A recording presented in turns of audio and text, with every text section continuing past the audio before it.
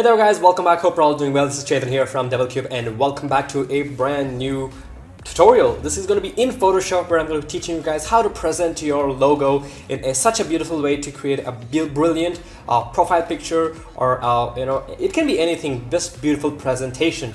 Before we do that, if you guys haven't watched the first part and the second part, I really suggest you guys to go and see how to do that because that's very important. And this is if you guys already have your logo ready and you want to present it, this is the right tutorial for you. If not, go to the description, watch the other two parts, and we're gonna come back. So before we start off, I'm gonna go back into Illustrator and I'm gonna show you guys how to export your logo. So basically, you don't want to have any background, you have everything, just only the logo.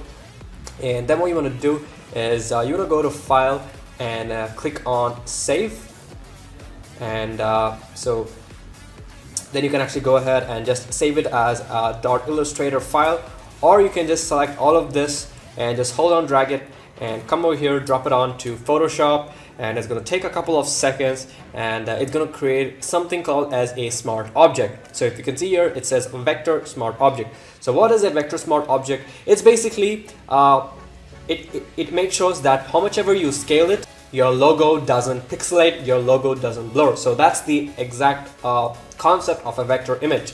So I'm going to go ahead and delete all this unnecessary stuff, and I'm going to teach you guys how I did that from scratch. So let me just go ahead and call this Tempo Art Logo. Yep. So let's just close this up, and I'm going to click on this group, and I'm going to hide everything, and I'm going to start off from scratch. So the first one is the dimension. If I go to image and click on image size, it's a 2000 by 2000 wide. You can set it to, you want to always keep it as a square dimensions, or maybe 1080p or 720p resolution. It's up to you guys, but I choose 2000 by 2000. I also choose 1000, but that's okay. So we're going to create a new layer. So you just click a new layer by click on this button, and that's going to create a new layer. You can fill that with whatever color you want. So once you do that, you can double click on here, and this is going to give us the layer styles.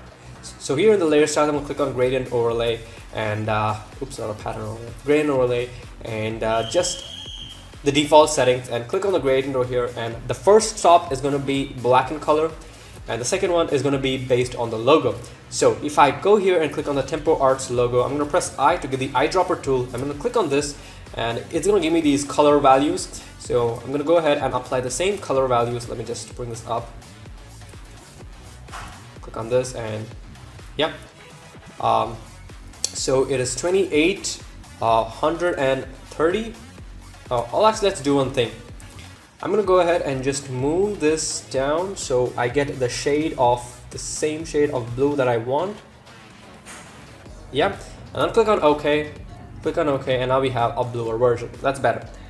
Now here, I'm going to go ahead and select the Tempo Arts logo, and press Ctrl A to select everything. And with the Tempo Arts logo selected, you can come over here and click on this to select it horizontally and select this vertically, so it centers dead center in the whole canvas.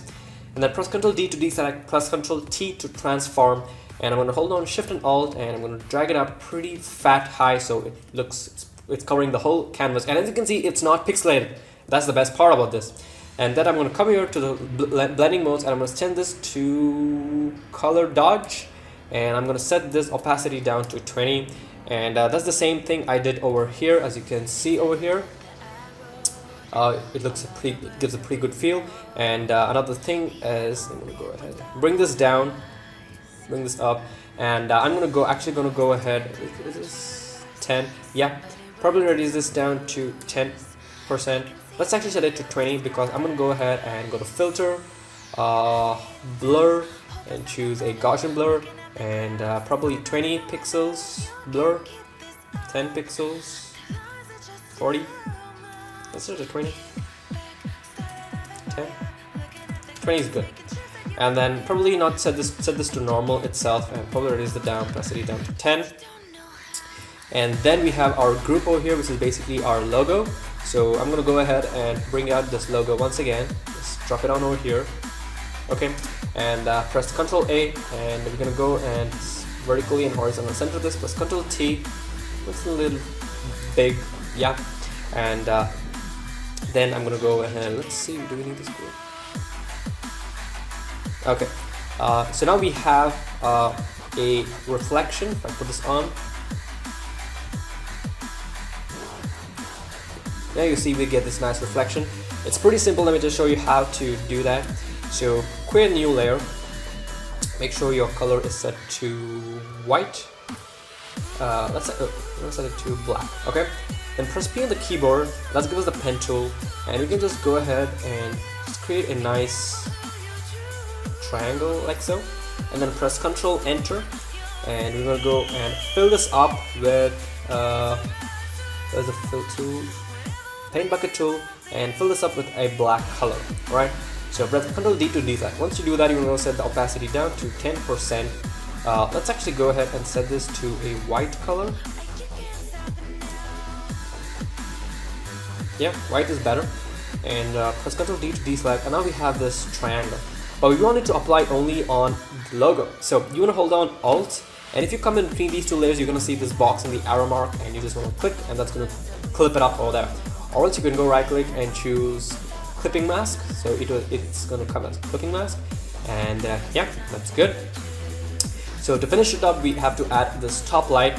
So it's pretty simple. All you got to do is create a new layer on top of everything.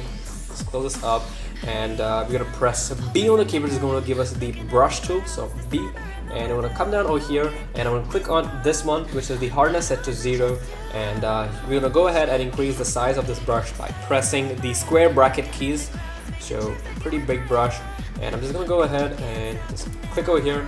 Oops, make sure that it's set to white. Yeah, and so you just drop in a brush like that. Wow, that looks so good. And you can go ahead and tone it down, but that's up to you. Maybe you're gonna set this to 50. Probably I'm gonna set it to 75. Yeah, I kind of like it. And I'm gonna go ahead and just move this up slightly. Yeah.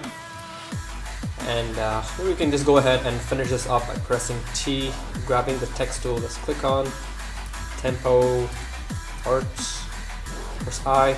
Oh, sorry. We're gonna go ahead and select the same color as this one. Beautiful. Let's choose a nice, cool font.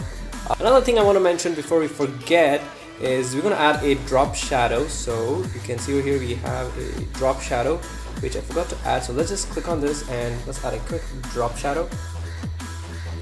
You can go ahead and set the distance to 20 and 50. Let's try 50 and 70.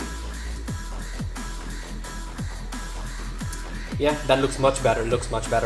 And maybe we can go ahead and decrease down the dropness of this to like 60%. Yeah. So anyway, so that's pretty much it for this tutorial, guys. Thank you guys so much for watching. Hope you guys really enjoyed it.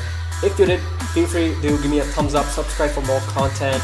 A lot of cool stuff I'm planning for 2017, and I'll see you guys in my next video. So till then, take care and bye bye.